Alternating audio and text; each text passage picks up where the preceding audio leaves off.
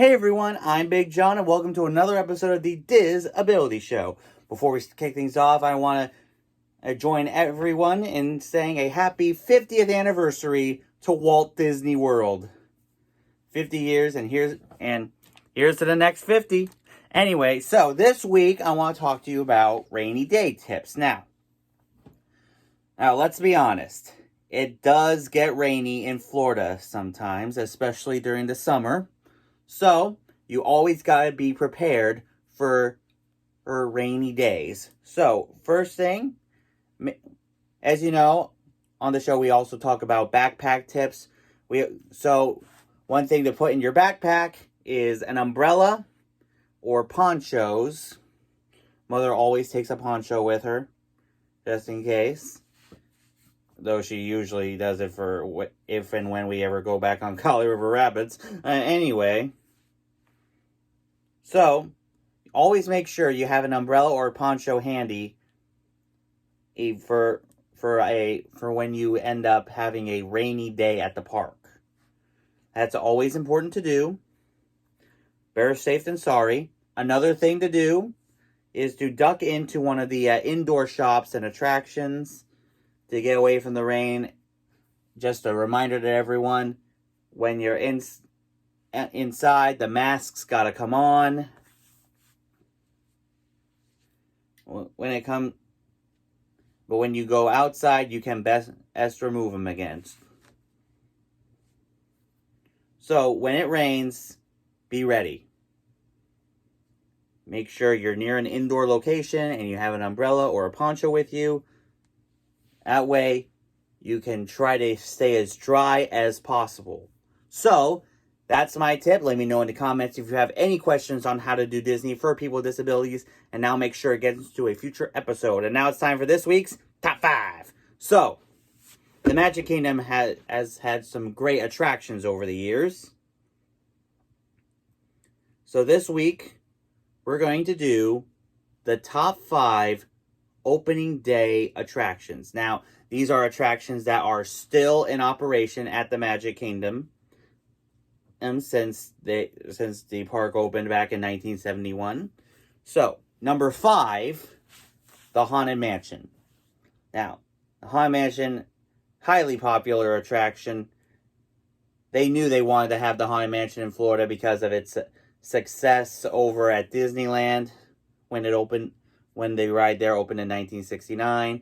And since the mansion at Walt Disney World is in Liberty Square, they didn't want to have the huge manor, like the classic New Orleans thing. They wanted to have, I think, one looks more like an old church to me, but it looks very cool, and it really draws you in to the attraction.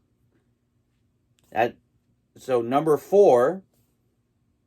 The Hall of Presidents, which is right across the way from the Haunted Mansion in Liberty Square. It features all of our U.S. presidents, and that's all I'm going to say about that attraction because we are not a political channel. All you people all you political types complaining about who or should talk in the Hall of Presidents, keep your mouths shut. We do not want to talk about that here. All right, number 3. The Country Bear Jamboree. Now, this is an attraction that Walt wanted for a Disney ski resort.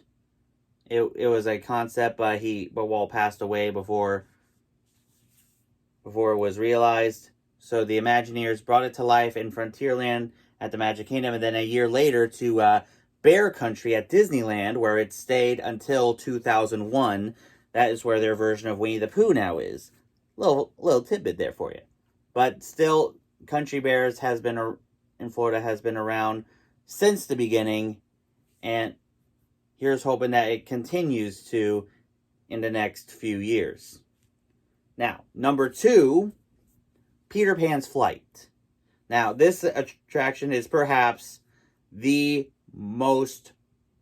attraction that people that will go into Fantasyland for the most, even more than Mine Train, where where Seven Dwarfs might be an hour, Peter Pan might be an hour and a half.